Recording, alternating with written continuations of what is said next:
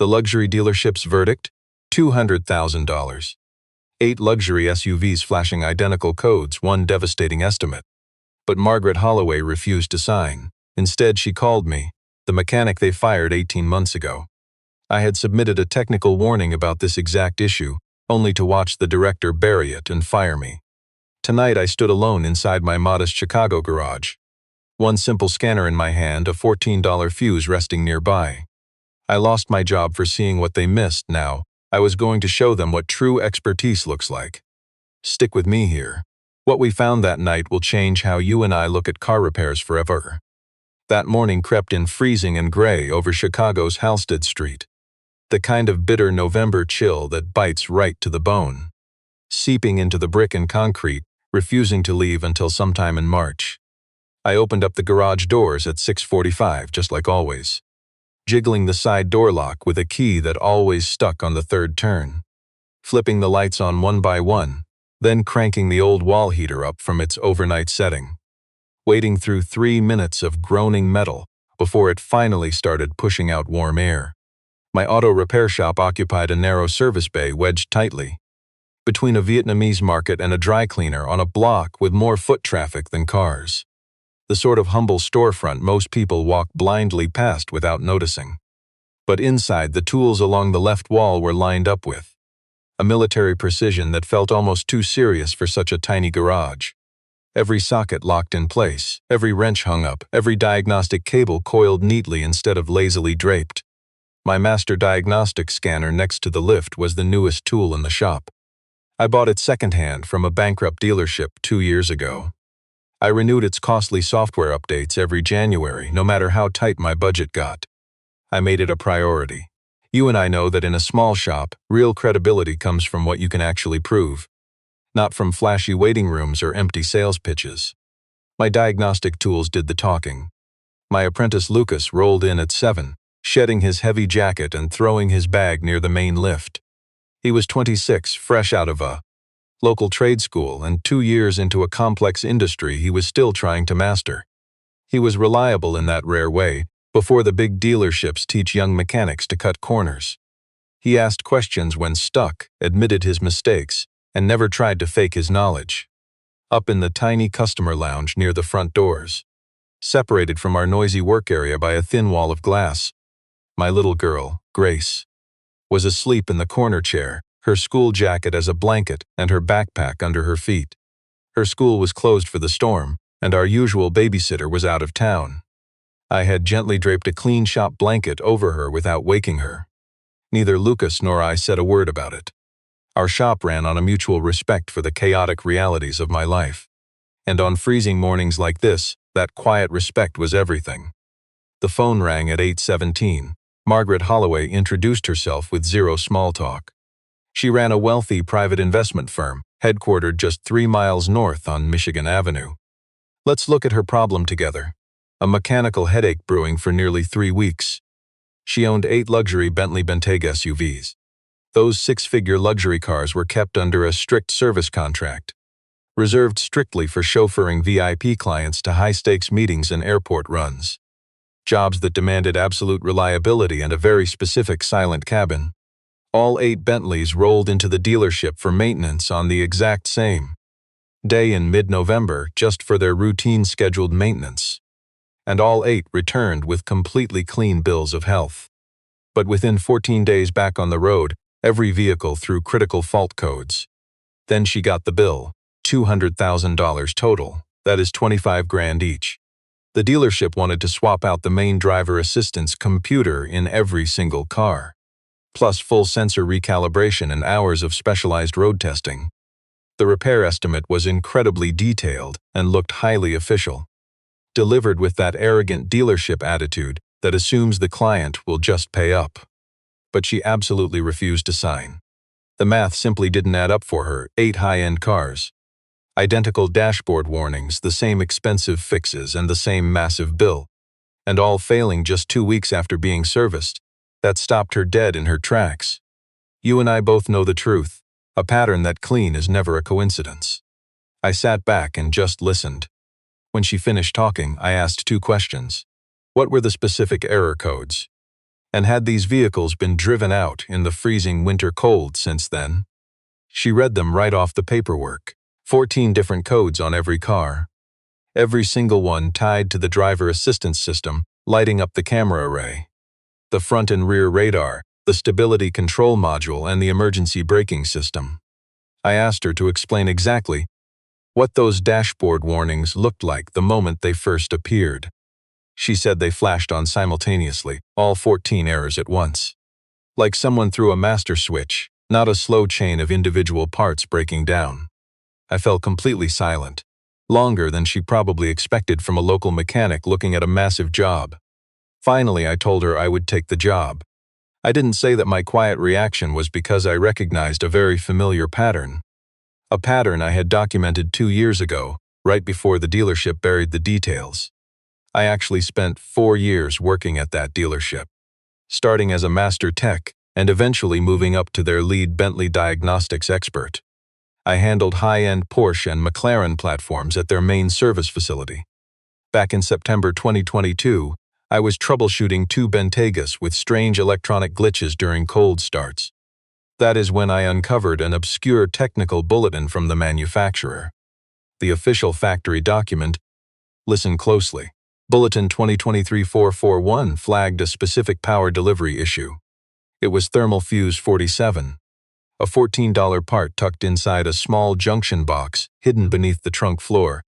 It would slowly wear out during harsh winter driving in a way that seemed fine in a warm workshop, but failed under heavy electrical stress.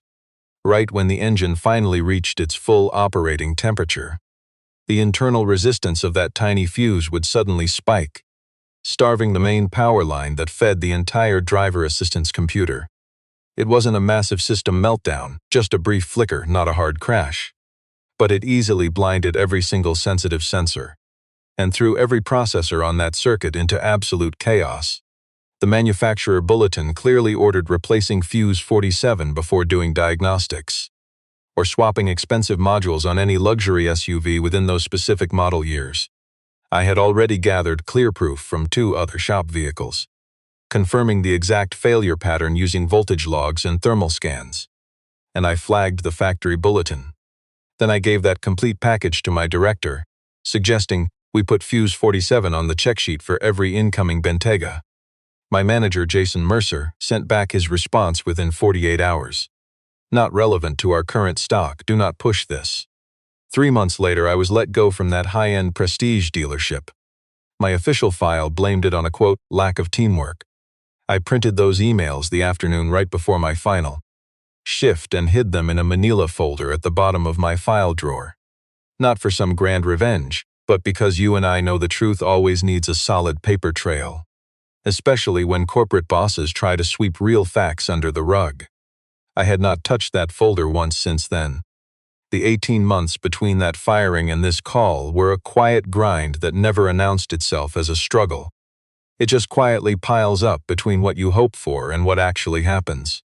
I finally started my own independent repair shop using meager savings, which barely covered basic tools, relying on credit that required absolute caution. I built my business one referral at a time, always doing the repair work right the first time, giving honest answers even when the truth hurt my own wallet.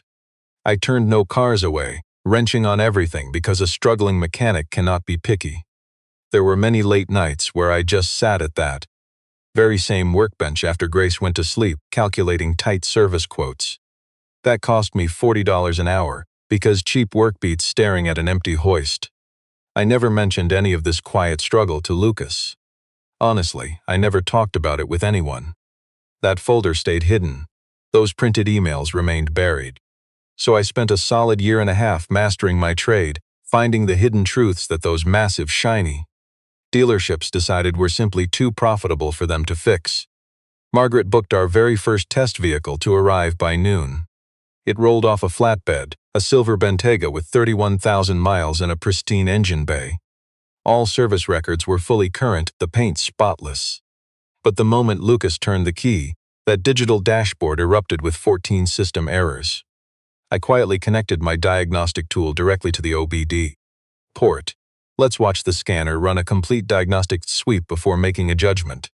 14 active faults appeared, all tracing back to a camera obstruction network error. A dead radar module and stability control completely locked out. Automatic emergency braking disabled and lane keep assist offline. Plus 9 other faults complaining about the exact same electrical issue. Yet not a single code flagged the main engine computer, the automatic transmission, the air suspension, or the physical brakes. Stick with me, this luxury machine's setup looked completely ordinary. I checked the sensor housings. No impacts, no moisture behind the glass. Honestly, I couldn't spot a single sign of physical wear. Not a single part had failed in an obvious way. My tech Lucas grabbed a stool and pulled the diagnostic codes. He figured these massive safety faults meant we needed a whole new gateway module. Maybe a shorted communication bus or some hidden water damage. The kind of problems that throw endless scary codes everywhere.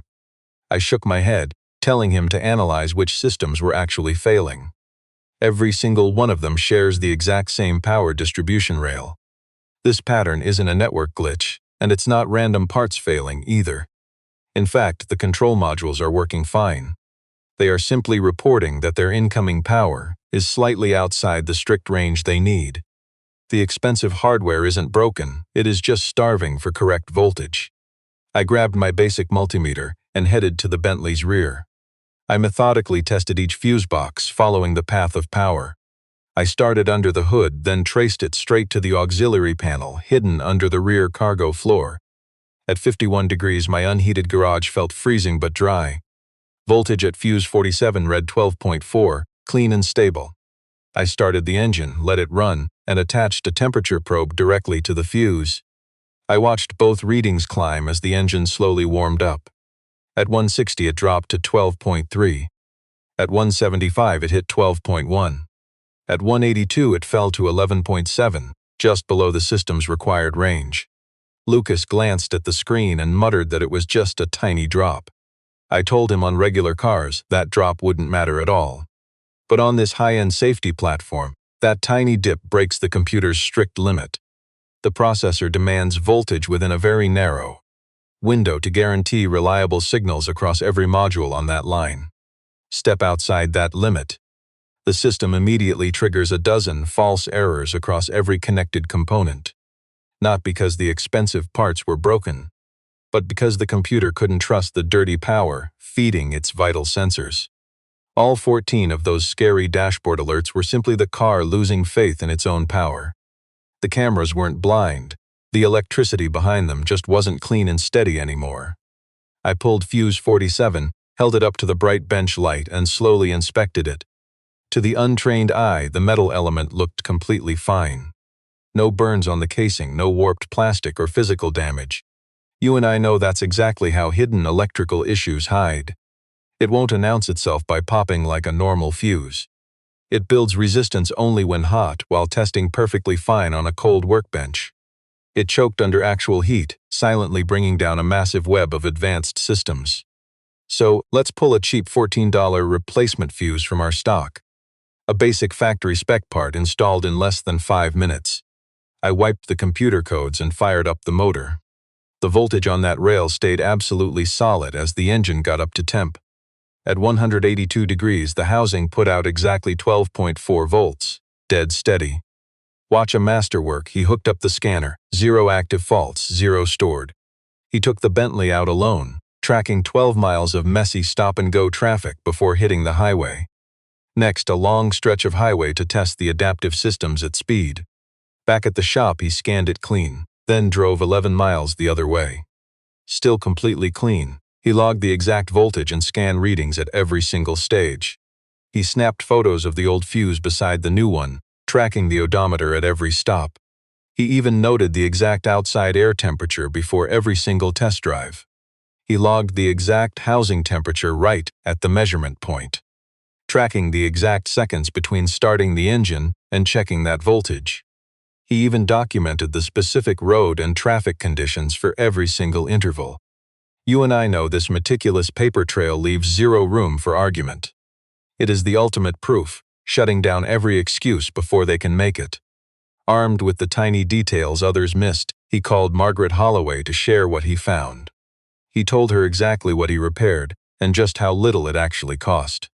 Carter Winslow listened on speakerphone in her office. The moment Ryan finished, Winslow chimed in. A high-end Bentley dealer with a massive technical staff had inspected these cars. The exact same cars, yet they demanded $200,000 in parts. Winslow demanded to know how such a massive difference was even possible. Ryan agreed it was a fair question. He explained he couldn't prove if the dealership's massive, expensive misdiagnosis was just an accident, whether it was just sloppy negligence or something far more intentional. But he pointed out that exposing the difference between those two realities was exactly what Margaret needed to force that overhyped dealership to answer for, in writing. By 4 o'clock, Ryan sent a 12-page diagnostic report to Margaret, attaching every single log. He included the thermal profiling, scanner records, and clear before and after comparison photos, the exact test drive mileage records, and his sharp final summary.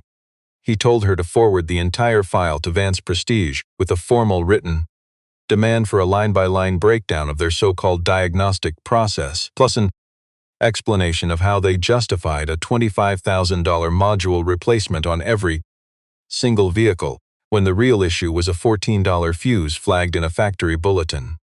Margaret fired that damning report straight to Isabella Vance's personal inbox that same afternoon, with a 2-sentence subject line that was impossible to ignore. Isabella received the email at exactly 4:47. She clicked the file, scanned the details for maybe 90 seconds, then forwarded it to Jason Mercer with a note. "Fix this mess and get back to me before the day is over." She had 17 unread emails, a major presentation tomorrow, and a shareholder call starting in 20 minutes. She completely skipped page 3, missing the critical voltage readings entirely. And she completely missed page 9, where Ryan Cole's name sat quietly in the signature box. Jason Mercer flipped straight to page 9. He recognized that meticulous diagnostic work before his eyes even reached the signature. That laser-focused voltage measurement sequence, the brilliant thermal profiling. The exact way the fault was framed as a simple power degradation, not a massive component failure. He had worked directly alongside Ryan Cole for 4 solid years. He stared at his desk, completely frozen, for 11 minutes. Finally, he dialed Margaret's number. You can see why his voice remained so steady and professional for 22 minutes. That is how fancy dealerships operate. They claimed my simple fuse swap just masked surface-level trouble. They insisted those ongoing voltage spikes had actually fried the internal electronics, claiming only their high-end diagnostic gear could spot the real damage. The kind of invisible issue their multi-million-dollar shop equipment supposedly missed on day one. A defect bound to trigger unpredictable and terrifying, dangerous computer failures while driving down the highway. He insisted that a local mechanic like me lacked proper corporate credentials, meaning I had absolutely no business touching their fancy electronics. According to them, letting an uncertified expert touch the car's computer completely voided the manufacturer warranty on that luxury vehicle. He noted the other 7 fleet cars were safe, demanding they immediately return to their expensive dealership because the total warranty coverage left on those cars was over $1.4 million, and his fancy system certifications could not save that cash if I interfered. Carter Winslow rang my shop at 6:15 that very evening. He confessed his firm was suddenly doubting our plan. That multi-million-dollar risk was too massive to ignore just on my quiet, expert diagnosis. I simply asked him for 48 hours. He gave in, sounding like a man making a desperate bet he would definitely regret. 40 minutes later, stick with me here, Isabella Vance herself called my small garage directly. I answered the phone. She had no clue who I was. She took over as chief executive after her father died, month after I left that dealership, so she never saw my work. She coldly warned me that my inspection of the Morrison vehicles was directly violating their exclusive corporate service agreements, and she threatened to unleash her expensive lawyers to shut me down. I quietly told her she was welcome to try that. I suggested she examine my real diagnostic findings before wasting money on corporate attorneys. She snapped back that she had already read it. I said, page 3 contains a raw voltage log showing the tiny detail your computers missed. And page 9 names the actual technician who filed a detailed alert about this exact hardware issue to your corporate bosses. Years ago, it names the executive who read my warning, buried it, and ignored the real problem. I said I highly recommend those. 2 pages get your full attention before you call your lawyers. She cut the connection without saying another word. A massive legal threat landed on Morrison's desk the next morning. Several pages of dense corporate jargon, listing strict vehicle warranty codes and contract clauses, warning that a simple inspection by an uncertified local shop had caused an immediate, complete termination of their entire luxury service coverage. At that exact same moment, they filed a formal regulatory complaint against my garage, trying to shut down my license, demanding to know why a basic mechanic had access to their proprietary software, trying to spark a state investigation. Carter Winslow called my line at 9, skipping right to the bad news. This is where you and I see how the game works. His board would not risk a $1.4 million warranty over a 14-page report from an independent expert. Talk was cheap. You and I know protecting yourself requires a solid paper trail. Without it, the client would just swallow that bloated dealership bill. Ryan bargained for 2 days, but Winslow stood firm on Thursday. After the call, he just sat there, quietly studying his workbench. He never wasted time on petty, emotional corporate boardroom politics. Real, hands-on experience taught him better. After losing Diane and seeing this dealership operate, he pushed straight ahead. Face the resistance directly, and keep searching until you find the glitch. But this quiet investigation carried a much heavier kind of weight. It went way beyond fixing cars. This was about exposing lazy, expensive assumptions. Ryan gave them the exact manufacturer fix 18 months ago. They buried it.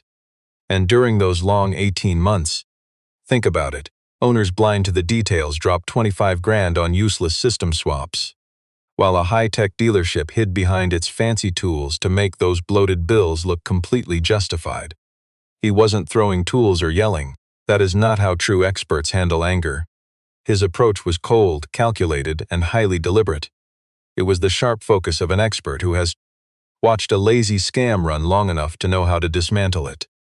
He grabbed his old service folder and got straight to work. Step 1. Prove the manager knew all about that simple fuse failure pattern.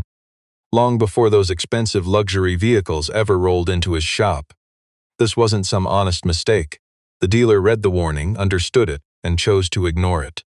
He did not even need new evidence to expose the lazy cover-up. The proof had been sitting in his filing cabinet for 18 solid months. At 10:45 that night, he laid the 2 crucial documents under his work light. First was his own warning email from the 14th of September 2022, pleading for an urgent review of the actual technical fix. And the manager's dismissive reply, just 9 cold words not applicable to current inventory. Do not escalate. He took photos, emailed them to himself, and secured the files in 3 separate spots. The next step was securing written proof from an outside expert, proving that the expensive control module was perfectly fine, and that a simple fuse replacement, done strictly by the manufacturer's own guidelines, did not count as some unauthorized modification under their standard warranty rules. He called up a senior engineer at the corporate office, Daniel Whitfield, the very specialist who helped draft that original technical bulletin and who confirmed both facts in a quick call. It wrapped up with a firm promise to send a signed confirmation letter within the hour. Meanwhile, Lucas spent the night digging up 11 identical cases across the country. Brand new luxury SUVs showing advanced driver assist failures. All resolved with bloated high-tech replacements because no one looked closer. 3 were from this exact shop, and not once did they check that simple fuse before ordering the pricey module. By midnight, the true specialist had assembled every piece. Let's be clear, building an airtight case that no corporate giant could ever tear apart. Dealerships love hiding behind 42 pages of expensive, useless reports. Margaret Holloway arranged this meeting, and she demanded real, clear answers. Both sides in one room pitching directly to her. No lawyers spinning fancy stories. Let us examine this together. Jason Mercer strutted in right at 11, bringing an attorney and a giant overcomplicated diagnostic report, dropping it at the head. He looked sharp, completely confident in his expensive corporate tools. He had the shiny paperwork and the backing of a massive, expensive franchise. This was his playground, but the local mechanic walked in entirely alone. Ryan simply set his laptop down, sliding a plain, padded shipping envelope next to it. Then he tossed a burnt number 47 fuse in a plastic bag onto the table. He did not explain the tiny component, and he completely ignored Jason. Jason stared at the bag, looking to Margaret while ignoring the actual expert. Jason pitched first. His fancy report detailed the luxury SUV like a salesman who just memorized the brochure. He listed expensive voltage limits for every sensor type. He rambled about how complex solid-state modules fail under weak power. A flashy theory he called latent degradation, claiming tiny stress fractures ruin complex circuits when voltage fluctuates, causing hidden damage that expensive diagnostic tools would miss. He even cited 2 prestigious automotive journals. He claimed replacing a cheap fuse just masked a massive, incredibly expensive failure. His high-priced lawyer stayed silent, just sitting there like corporate lawyers do, silently looming and ready to strike, radiating the quiet threat of massive lawsuits if they did not get their way. "Stick with me," the mechanic let the silence hang before making his move. He grabbed that cheap plastic bag, slid it into the middle, stared the dealer down, and asked one simple thing. That supposedly ruined computer module in the repaired vehicle was scanned 4 times over 340 miles of driving at peak engine heat, throwing absolutely 0 codes on every single diagnostic check. Was anyone here willing to put in writing that this expensive component was actually ruined? Dead silence. Jason stared hard at that tiny part instead of facing the mechanic. The high-priced lawyer nervously squirmed in his seat. Ryan flipped his laptop open, showing real, undeniable proof. First, the voltage data. 90 straight minutes tracking the power feed, from a cold start to total engine heat. The power drop at high temperature, clearly visible right there on the graph. Total stability returning after swapping that tiny part. Next, the diagnostic logs, showing a screen packed with 14 error codes, instantly dropping to 0 after the swap. A cheap fix proven by hard data from 5 separate road tests. Then, an official email from Daniel Whitfield at Bentley Motors North America, stating this exact service bulletin was factory approved and replacing that fuse. Under these guidelines, did not break any warranties or count as a rogue modification.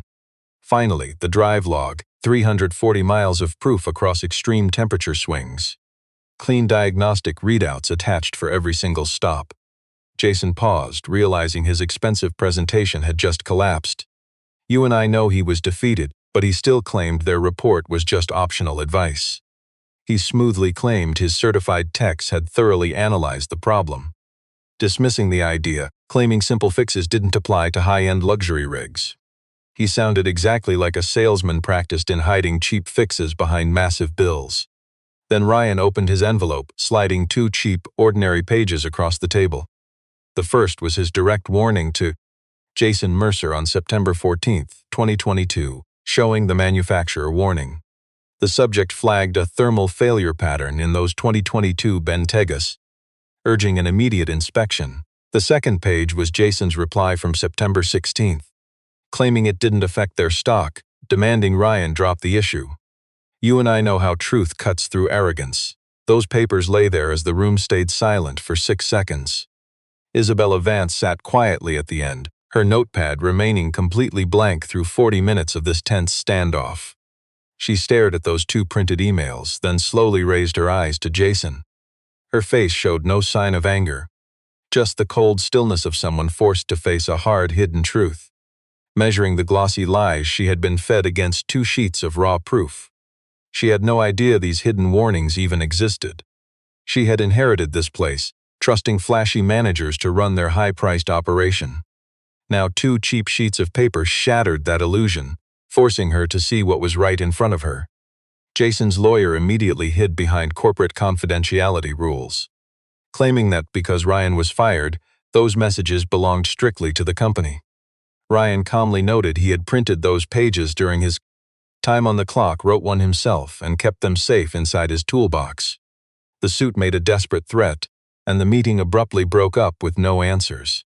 Carter Winslow marched Jason and his attorney straight out to the elevators. Once those heavy metal doors slid shut, only 3 people were left. Isabella grabbed her blank pad and folder, leaving the room without saying a single word to anyone. Let's follow Isabella. By 11:40 that night, she sat completely alone in the silent dealership, sifting through the expensive repair logs on the high-level dashboard. She usually ignored because Jason fed her glossy, over-polished summaries instead. Finally, she was examining the raw, unpolished diagnostic data itself. That hidden failure pattern Margaret warned about was glaringly obvious. 8 high-end cars rolled in over 4 days, and all were pushed out in 48 hours. Every single one threw error codes within weeks as routine heat cycles, built up around the fuse block, exactly like the warning predicted. But a tiny detail buried in the inventory system stopped her completely cold. Jason Mercer had pushed through an order for 8 expensive Bentley control modules on November 1st. But those vehicles did not even arrive at the garage until November 14th. He ordered those massive high-priced parts 13 days before a technician even popped the hoods, found the root cause, or approved actual repairs. Ordering gear that expensive always requires a specific vehicle identification number and clear diagnostic proof. Instead, they logged it under the fleet account disguised as routine maintenance, a label meant for cheap everyday consumable supplies, not for $25,000 electrical systems that require absolute proof to replace. She quietly opened the manufacturer service database. That critical advisory was buried in the files, marked completely useless. Look closer, initials JM, dated September 12, 2022. She dug deep, pulling the hidden edit history. Bentley Motors North America sent that vital service bulletin on September 8, 2022, 6 days before Ryan ever sent it to Jason. Meaning Jason had the official factory dealership fix, reading it over. He buried it, calling it useless before Ryan's honest diagnostic report even arrived. Jason didn't just ignore Ryan's meticulous vehicle inspection. He actively hid that cheap, simple factory solution first. Isabella sat in her quiet office, letting that expensive lie sink in. She drove to Cole Auto at 7:15 in the morning unannounced. Genuine mechanics start early and their lights were already blazing. Ryan was under a truck chassis when she arrived. He rolled out, a true expert who actually understood car maintenance. He watched her from the floor, then stood up without a hint of surprise. She asked to see the newly repaired luxury car. Washing black grease from his hands, he led her straight out to the quiet backlot. The Bentaygas sat under a lone light pole in the freezing morning air. He fired up the engine and plugged in a simple pocket diagnostic scanner. Let's watch the system boot up with them in absolute dead silence. The screen read completely clean, absolutely zero active or stored codes. She stared at that clear reading, finally seeing the truth others missed. She asked how long he lasted at Vance Prestige. 4 years, he replied. Why did he really leave? Let go in May 2023, he said. She asked for the official corporate excuse. He said lack of team cohesion. Isabella did not even reply to that. She studied that perfectly clean dashboard one more time, then headed to her car. The corporate dealership board meeting started at exactly 2 o'clock. Isabella exposed the parts order dated 2 weeks before the car ever arrived. That factory bulletin, signed by the director before the luxury vehicle even saw Chicago. Winter plus customer complaint data, Lucas gathered showing the exact same fault, occurring at authorized dealerships nationwide, including 3 specific cases right at Vance Prestige, all done without checking a simple fuse before billing massive module replacements. She offered zero personal opinions. She simply laid the evidence out and let the timeline expose the scam. The board unanimously ordered a major fraud investigation and suspended Jason Mercer immediately. Security marched him out of the dealership at 4:17 p.m. They cut off his security access before his feet even hit the sidewalk. Let's trace the fallout. The deep audit took 11 weeks and almost 3 years of service records dug up 47 cases of expensive module replacements billed at massive prices when a cheap fuse was the true hidden fix. Those damning results were sent directly to Bentley North America Compliance and the Illinois Consumer Protection Bureau. Isabella called Ryan at 6 that evening. Naturally, the real expert was still working. She told him, I owe you an apology for 3 things.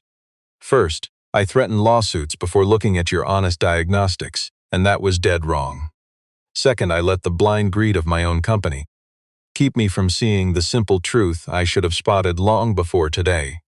Third, and I want to make this perfectly clear, regardless of the pending legal fallout, I remember her admitting she finally saw how unfairly the dealers treated me back in May 2023. She couldn't undo the past, but she was done ignoring the big-budget dealership cover-ups. I told her I appreciated it, then a heavy silence settled. I didn't try to fill it, and neither did she. You and I know that real expertise starts with seeing what the bloated dealerships completely miss. That dealership was forced to repair all 8 high-end vehicles the following week. They simply popped a fresh 47 fuse in each, testing them hot before signing off. None of those overpriced control modules needed replacing. The entire fleet was fixed for just $112. Morrison Capital paid absolutely nothing. The dealer ate the cost, signing a legal settlement that finally admitted their diagnostic failure, exposing how they missed the simplest, cheapest fix. Margaret took the keys that Thursday, asking for nothing beyond our precise agreement. Over the next few weeks, Isabella completely overhauled their broken service department. Any repair, over $5,000 on a warranted vehicle now required a second opinion from someone who actually knew how to troubleshoot. Every single factory technical bulletin got turned from mere suggestions into mandatory rules requiring written proof before any lazy tech could just sweep it aside. They quickly posted that corrupt service director's job online. These shop rules changed in silence, a quiet shift that spoke louder than any loud announcement ever could. Let's look closer. Those 47 botched diagnoses were more than just paperwork errors. Every file meant an innocent driver had paid serious cash for expensive repairs they never needed, just because lazy techs with fancy gear ignored the obvious. Instead, they blindly justified a massive pre-ordered parts shipment. Bentley Motors North America immediately launched a deep warranty investigation. A thorough audit that swept through 4 other high-end dealers nearby. Unsurprisingly, 2 of them had the same lazy profitable scams buried in their history. The Consumer Protection Bureau kept the worst details quiet. But making things right with victims eventually cost them far more than the $200,000 scam they originally tried to pull. 2 weeks later, Margaret called, handing my small shop the entire Morrison Capital fleet contract. 12 luxury cars for a full year with room to renew. That deal brought in enough to install a second heavy lift by winter and hire a dedicated full-time mechanic by spring. Lucas signed his hire letter the very afternoon we finalized that new fleet deal. We didn't throw a party. The victory was quiet, signed in ink. My shop began to improve in simple, highly practical ways that next month. We set up a new diagnostic scanner right against the wall. The customer waiting area finally got a proper coffee maker. I framed the final legal complaint, hanging it directly over my own workbench. Unlabeled, unexplained, just hanging there. You know how we keep certain things close? Not to read them every single day, but because they prove that real skill is about seeing what others miss. Even when walking away would have been the easier road to take. That last Friday in November, the sky above Halid Street hung pale and completely silent. An afternoon that drifts in after a brutal month, empty of weather, demanding absolutely nothing from the few people walking through it. Ryan sat quietly at his desk. He was finishing a brake job invoice when the side shop door creaked open and Grace walked in. Dragging her backpack by one strap, her free hand gripping a drawing folded in thirds. She dropped it on the edge of his desk, without saying a single word about it. She walked over to her chair in the waiting area and opened up her homework folder. She had the quiet calm of a kid raised in a garage, totally tuned into its rhythm. Ryan flattened out the little drawing under his dim work light. It showed a shop with 2 windows, a bay door, and an entrance sign drawn in shaky kid letters. He carefully folded it back along the original creases, placing it on the shelf above the diagnostic printout. Then he turned his attention back to the invoice on his desk to finish up. The very top line item on the Morrison luxury car receipt. The final charge on the invoice was exactly $14. He scribbled his signature and filed the paper with the others. You and I note there are people who get kicked out of rooms just for asking questions the bosses hate answering. Yet the real answers are sitting right there, hidden in plain sight inside simple junction boxes. or buried inside a $14 fuse with a tiny resistance drift, details everyone misses unless they actually look closely. Waiting with the quiet patience of truths that stay completely real, no matter how hard people try to sweep them under the rug. The dealership demanded $200,000, fixing it cost exactly $14,000. That massive price difference was not just some honest diagnostic mistake. Look closely, it was a complete rip-off, betting that wealthy owners would never look under the hood themselves. But the problem with that greedy corporate math is that it fails the moment an honest mechanic who actually checks things steps in. And that real expert is always much quieter than anyone ever expects.